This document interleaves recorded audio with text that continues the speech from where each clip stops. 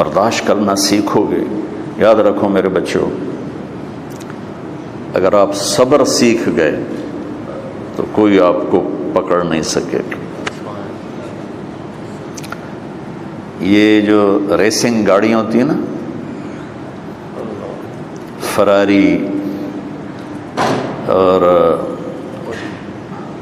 مختلف ان کے نام ہیں، مشہور فراری ہے، اٹلی میں بنتی ہے، لیمبرگینی، یہ دونوں بنتی ہیں وہاں اٹلی میں، اور اس میں جو آدمی جا رہا ہو اس کے لیے سپیڈ لمٹ کی قید کوئی نہیں، ورنہ سب گاڑیوں پہ 120 کلومیٹر پر کے اوپر جائیں گے تو جرمانہ ہوگا، لیکن جو آدمی لیمبرگینی میں جا رہا ہے یا فراری میں جا رہا ہے اس کے لیے کوئی جرمانہ نہیں، چونکہ وہ یوں کرو تو 1 سیکنڈ میں وہ 120 پہ چلی جاتی ہیں، صرف اتنا کرنے سے شوں ایسے جاتی ہیں۔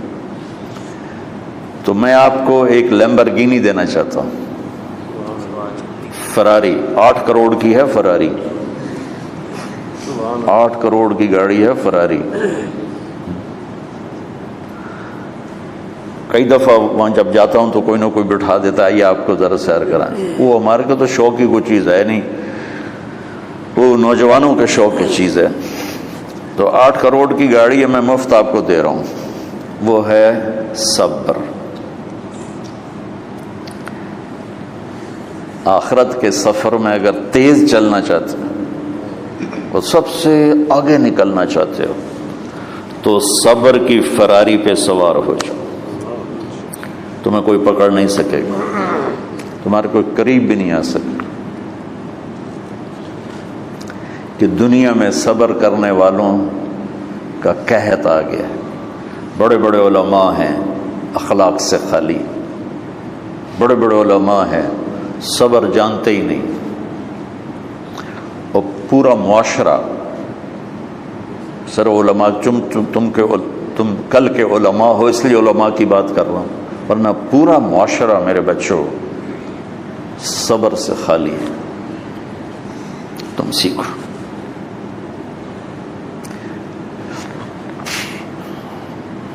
دیکھو میری ایک بات سنو، علم کی کمی ہو تو اچھے اخلاق اس کو چھپا دیتے ہیں، اخلاق کی کمی ہو تو بڑے سے بڑا علم بھی اسے چھپا نہیں سکتا۔ سارے عیب ہوں اور اخلاق اچھے ہوں تو اخلاق وہ چادر ہے جس میں سارے عیب چھپ جائیں گے، اور ساری صفتیں ہوں اور بد اخلاق ہو تو ہر صفت کو بد اخلاقی چھپا دے گی۔ میرے نبی نے نماز لمبی پڑھی، اللہ نے روک دیا، کہا نہیں چاہیے، ما انزلنا علیک القرآن لتشقی، مختصر نماز پڑھیں، درمیانی نماز پڑھیں۔ پیسہ سارا خرچ کر دے، اللہ نے روک دیا، ولا تبسطها کل البسط، میرے نبی سارا خرچ نہ کرو، کچھ بچا کے بھی رکھو۔ تبلیغ میں اپنی جان کھپائی، اللہ نے اس سے بھی روک دیا، فلا تذهب نفسك علیہم حسرات، تبلیغ کرو خود نہ مر جاؤ۔ تبلیغ کتنا بڑا عمل ہے، اللہ نے کہا اعتدال سے۔ نماز کتنا بڑا عمل ہے، اللہ نے کہا درمیانہ ہاتھ رکھو۔ مال خرچ کرنا کتنا بڑا عمل ہے، اللہ نے کہا درمیانہ ہاتھ رکھو۔ جب میرے لیے میں نے اخلاق میں بلند پرواز دکھائی تو اللہ نے کہا شاباش انک لعلی خلق عظیم، میرا نبی میں آپ کو شاباش دیتا ہوں، آپ کے اخلاق بڑے عالی شان ہیں۔ یہ نہیں کہا کہ اتنے بھی ذرا تھوڑا اکھ بھی کھائی کر کوئی کوڑا ہویا کر۔ تو تم مولوی بڑے غسیلے ہوتے ہو، تم میرے بچے بیٹھو نا اس لیے بات کر رہا ہوں، صبر نام کی شے ہی نہیں ہوتی۔ فقہ پڑھنا تو ہماری مت ماری جاتی۔ قرآن کو بھی فقہ کے انداز میں پڑھتے ہیں، حدیث کو بھی فقہ کے انداز میں پڑھتے ہیں۔ بخاری سے زیادہ امام بخاری پڑھاتے ہیں۔ ترجمۃ الباب پہ اتنا وقت لگا دیتے ہیں کہ حدیث جو اصل چیز ہے اس کی طرف توجہ نہیں جاتی۔ امام بخاری کی کتاب کا مقدمہ کوئی نہیں، تو اس پر جب بخاری شروع ہوتی ہے تو ہفتہ ہفتہ اس پہ سبق چلتا ہے کہ امام بخاری نے مقدمہ کیوں نہیں لکھا، جی میں سارے مل کے یعنی امام صاحب نے تو گلاں کیتی جاندی۔ میں اس کا اتنا آسان 1 منٹ میں اس سارے سبق کو ختم کر دیتا ہوں بخاری شریف کے، کہ دیکھو بھائی امام صاحب کا دل نہیں کیا مقدمہ لکھنے کو، اس لیے انہوں نے نہیں لکھا۔ گلوں ایک حدیث کے عنوان اور حدیث میں جوڑ نہیں تھا، تو شیخ رمزی بہت بڑے فاضل آدمی ہمارے فیصل آباد، میں نے کہا شیخ یہ جوڑ کوئی نہیں، کہ شیخ ھذا من اصعب ابواب البخاری، یہ بخاری شریف کے مشکل ترین ابواب میں سے۔ میں نے کہا بڑا آسان کام ہے، امام بخاری بھول گئے، ترجمہ کوئی اور تھا، حدیث کوئی اور لکھ دی، بھول گئے، بشر ہی تو ہیں، کیوں بچوں نے مصیبت وچ پان دیا۔ تو بچوں شوق سے جاؤ، بہانے نہ کرو۔ ہماری ذرا تھوک ڈال کے پیٹ میں درد، وہ شامہ پہ جان گیا پھر توڑیاں، ٹھیک ہے نا۔ میں زیادہ بول نہیں سکتا ہوں، ضروری سمجھ کے آیا تھا کہ تم خوشی سے جاؤ۔ پھر اس میں جو ناگواری آئے گی اسے برداشت کرو گے تو پھر آپ کا صبر بڑھے گا۔ تمہیں صرف میری شہرت نظر آتی ہے، اس میں جتنا مجھے صبر کرنا پڑا ہے وہ تمہارے سامنے نہیں ہے، جتنی کڑوی گولیاں میں نے کھائی ہیں لوگوں سے وہ تو تمہیں نہیں پتا۔ اب تمہیں اتنا نظر آتا ہے کہ واہ واہ ہو رہی ہے آگے پیچھے لوگ، میرے اللہ کا کرم ہے، میری کیا اوقات، آج ہوں کل مر جاؤں گا، اولاد کو بھی یاد نہیں رہے گا کہ طارق جمیل کون تھا۔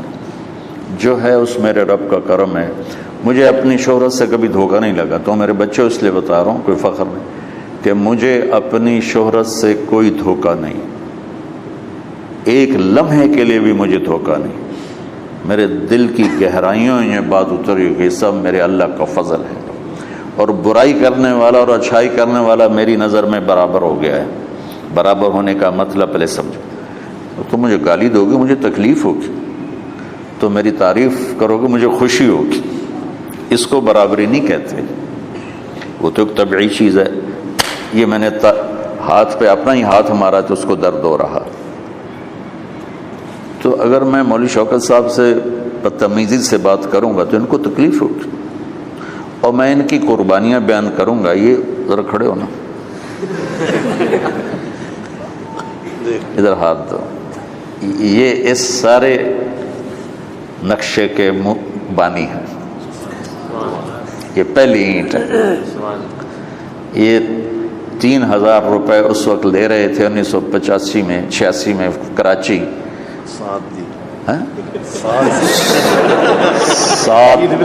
7,000 ان کی تنخواہ تھی، اور میں نے ان کو تلمبے میں بلایا 900 روپے مہینے پر۔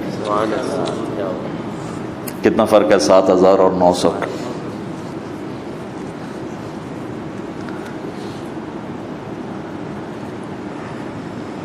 لوگ میری تعریف کرتے ہیں، میں اللہ کا شکر ادا کرتا ہوں، اور اس پہ میں تکبر میں نہیں آتا۔ یہ ہے مدح اور ذم برابر ہو جائے، یعنی تعریف کرنا اور برائی کرنا برابر ہو جانے کا مطلب یہ نہیں ہے کہ برائی سن کے اثر نہیں ہوتا اور تعریف سن کے اثر نہیں ہوتا، نہیں، برابر ہونے کا مطلب بتا رہا ہوں، اس کی توفیق، تائید، رحمت اپنی اولاد کو بتا رہا ہوں۔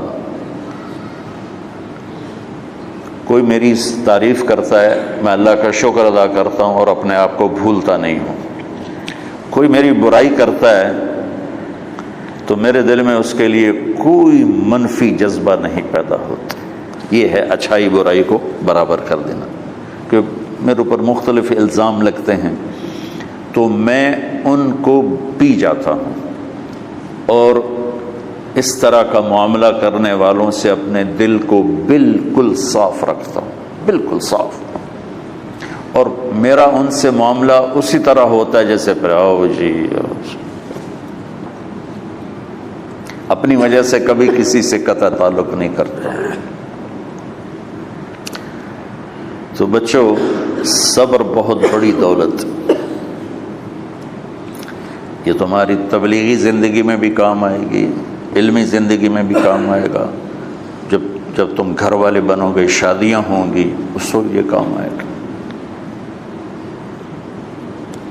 ٹھیک ہے؟ اب بہانہ تو نہیں کرو گے نا؟ خوشی سے جاؤ گے نا؟